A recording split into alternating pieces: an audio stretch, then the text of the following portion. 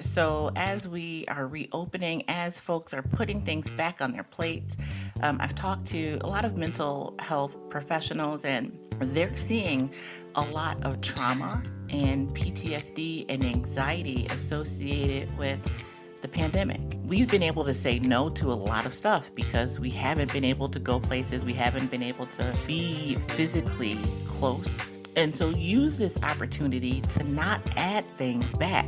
It is much easier to say, oh, no, I don't have time for that. I miss being with you guys and working together, but my plate's full.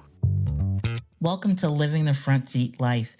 I'm your host, Kelly Marie, and I invite you to take this journey with me. We're going to be talking about all things mental health and emotional well-being. You see, I am a overcomer. If you are interested in figuring out the path for you to determine how and where you will drive your future, this is the place to be. We get to determine the ride. We may not get to determine the weather or who's on the road with us or if it's going to be a scenic route or not. But we are the drivers. So join me on this ride, living the front seat life.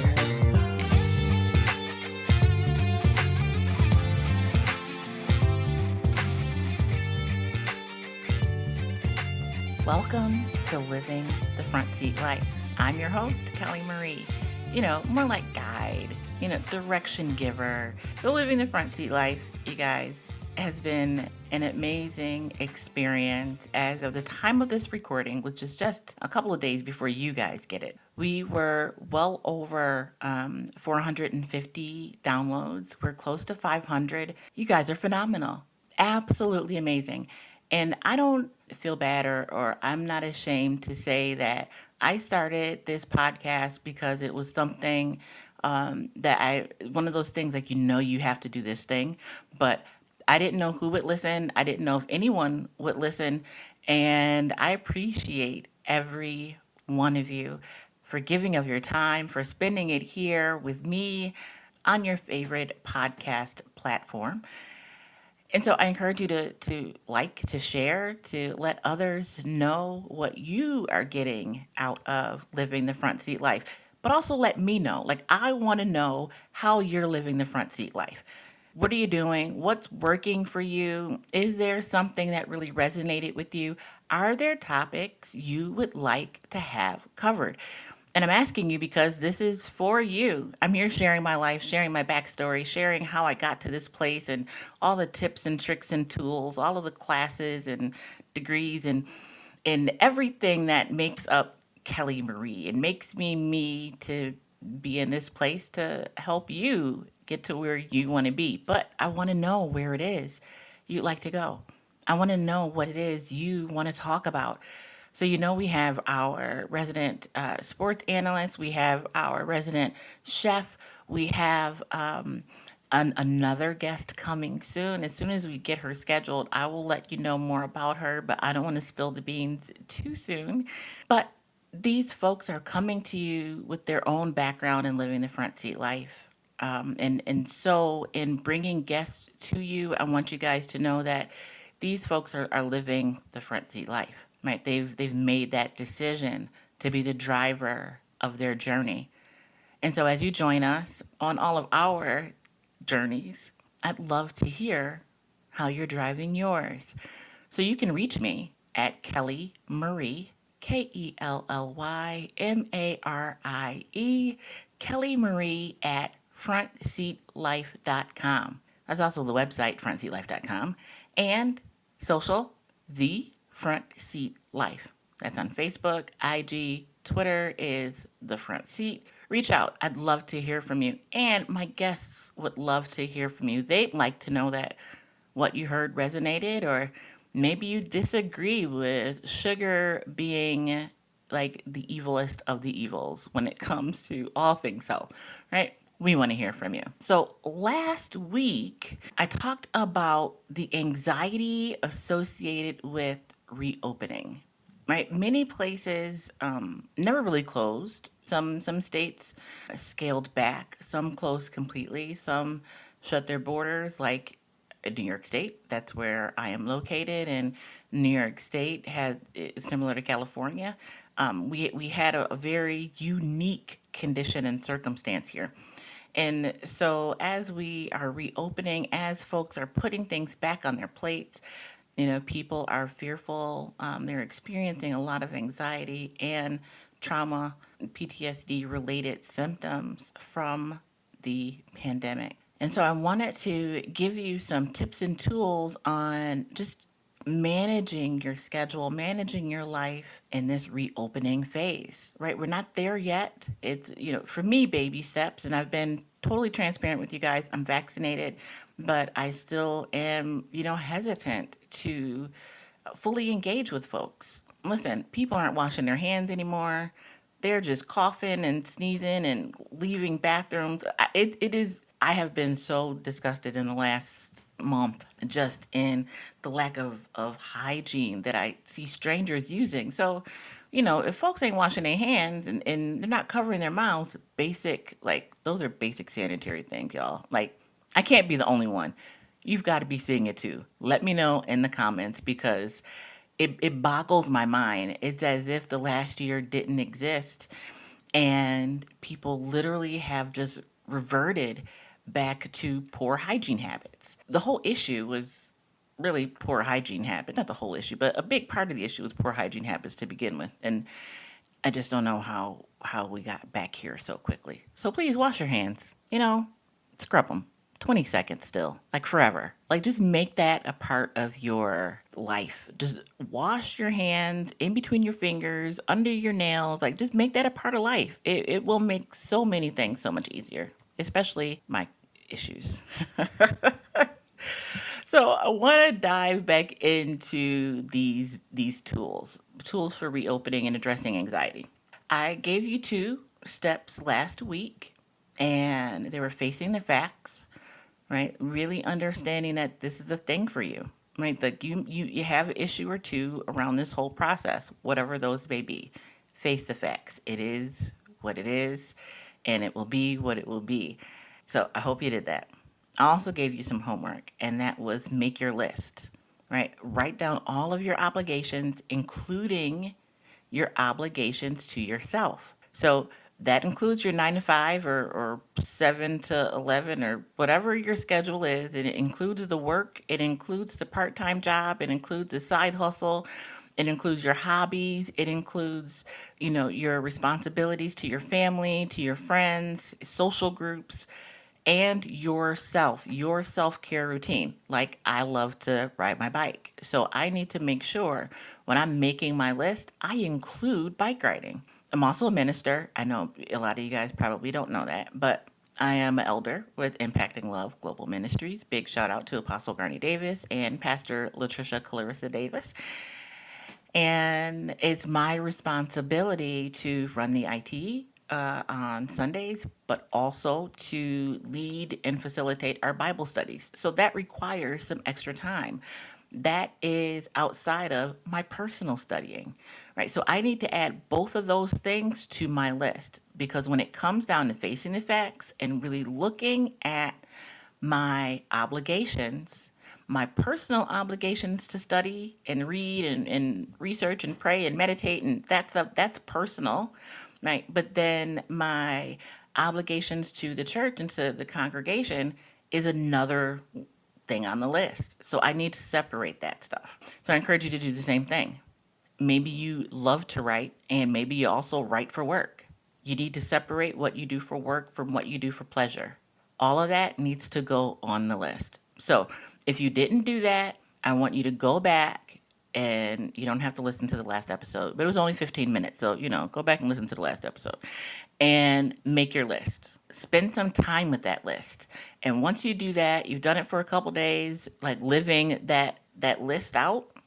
And a part of this is awareness, right? Being aware of how you're spending your time. Then come and focus on this next step. So for those of you guys that have your list, you've been working on it, you've been living it for this last week, or maybe it's just been a couple days for you. I told you I would talk about how to actually get rid of the stuff. Now, some things are easy. There's going to be some things you write down and you're like, I wrote that down. I don't even know why I still do that. I don't even like doing it. That may be easy to separate yourself from. The other thing I mentioned was that mission focused work. So, whether you have a personal mission, whether you have a business mission, your philosophy on life, right? Whatever the things you do around that, there may be good things that you do, but those good things are not related to your mission. That is an easy way to separate things that are very important to you, but something's got to go. Right? Is it directly connected to your mission? So for me, it's mental health. I work with a lot of great people and a lot of great organizations. And when I had to go through my list, there were some things I had to cut back. I had to cut them back because I needed to make time. And there was no place for me to make time. I got rid of all the stuff I didn't like doing. I got rid of all the stuff that, I was kind of indifferent about. Everything else that was left on my list were things that I loved to do.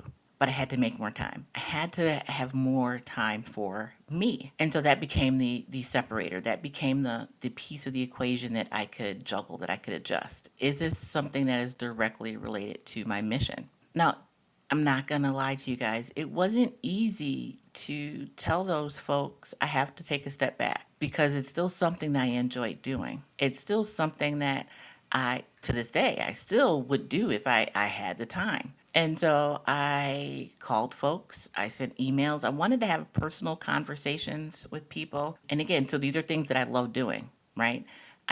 These are relationships, these are connections that I want to maintain, and I have no desire to hurt anyone's feelings, right? And these things are important to their mission.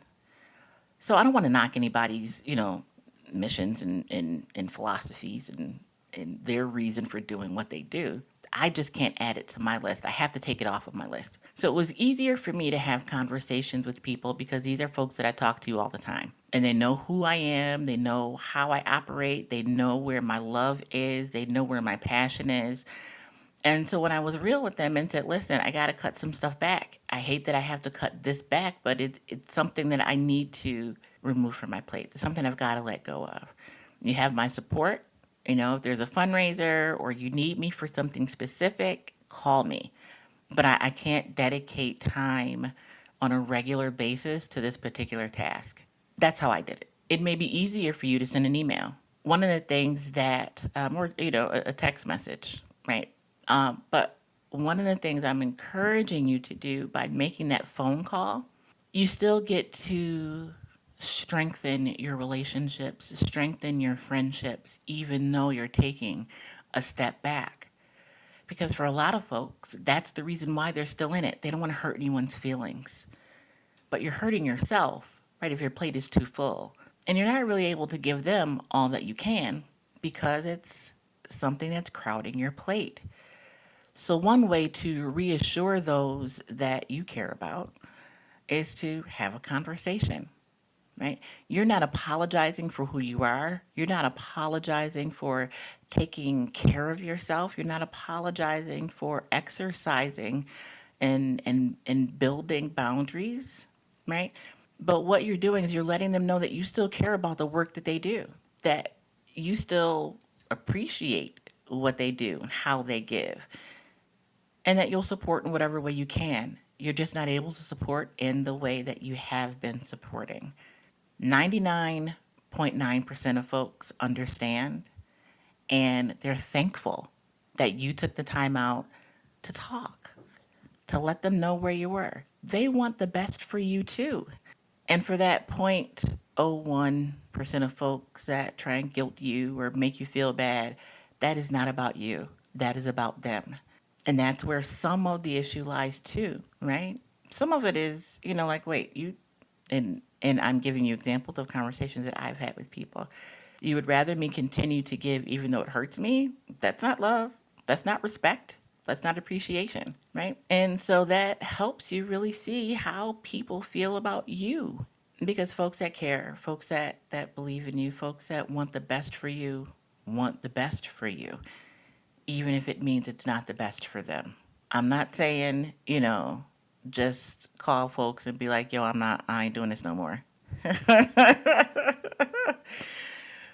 Right? Have a caring conversation. It's all good. So, how to get rid of those things. You already know what you need to do, how to separate them, and now you have a template for having the conversation. Now, here's the thing, you may have to remind folks when they come back and say, hey, do you have time? No, I don't. Thanks. Here's another thing to consider. We've been able to say no to a lot of stuff because we haven't been able to go places. We haven't been able to be physically close, right? And so use this opportunity to not add things back. So if you are able to take things off of your plate and you don't want to add them back to your plate, it is much easier to say, oh, no, I don't have time for that. I miss being with you guys and working together, but my plate's full. Then to add it back to your plate and then have to take it off later. It's much easier just not to add it back. Now, some folks are not comfortable with saying no. Some folks aren't comfortable with having those kind of conversations that I just mentioned. And so you can practice having these conversations with yourself in the mirror. You can send yourself a text message. You can role play with a friend. There's ways that you can practice before you have that conversation. I remember, I was going to say a few years ago, but it's really like a few decades, eek. I was working with a woman, and she was telling me her path of saying no, right? She was always a yeser, like, yes, I'll do it. Yo, yes, sure. Yeah. And it ran her into the ground. And she just couldn't tell people no. And she said what she had to do was she had to, because she's a very, jovial person, she'd have to say no and laugh. So, if I'm like, hey, could you, be on this committee? No, I can't do that. I don't have time for that. Of course I will. Like that would be her response because she's used to saying yes. She was not able to just say no. So she had to train herself to say no, but to hear it coming out of her mouth. And so she would laugh and say no to people and then still do the thing, right? Because she had to get comfortable with saying no.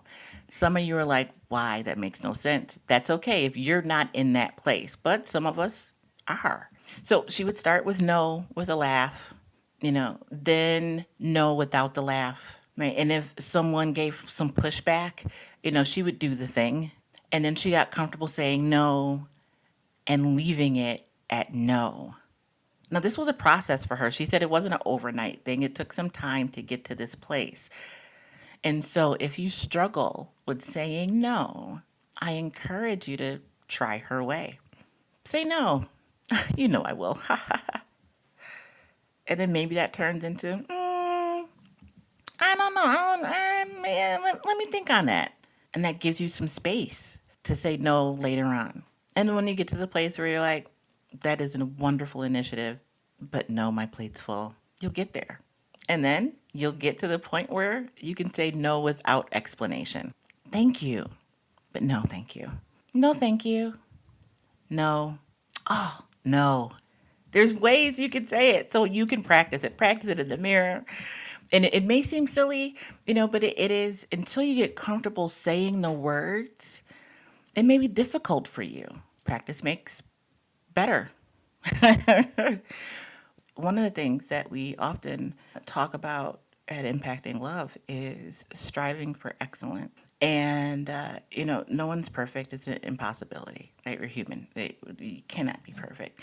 But you can always be excellent. So I've kind of adopted that as my motto, right? Never perfect, always excellent. Feel free to use that in your day-to-day life if you're looking for something to remind you that it's okay to be you, that it's okay to struggle, that it's okay to figure out which way you want to go. It's okay to say yes today and no tomorrow. It's okay to say no tomorrow and yes today.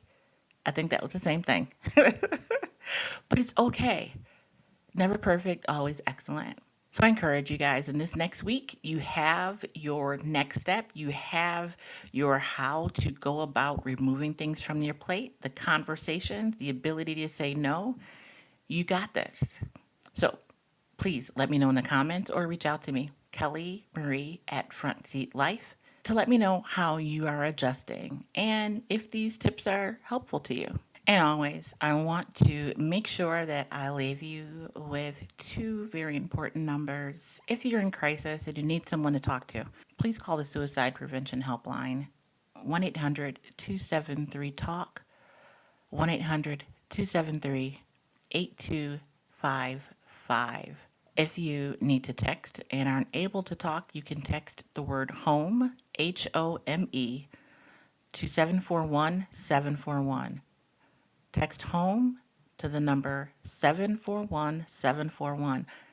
Both are free, both are confidential, both are open 24/7.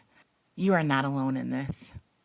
There are resources, there are folks that are available 24 hours a day, 7 days a week to help you get through. Now, if you are looking for resources, you know what you want, but you don't know where it is or if it exists in your area, you can dial 211 on your phone or go to 211 in your browser. Using 211, you can do a keyword search for just about anything. Maybe it's adult daycare or senior services or social services. Maybe you need assistance with housing. You can put those keywords in the box and they will pop up with the information that you're looking for in your area. So I encourage you to use 211 if you are in need of resources.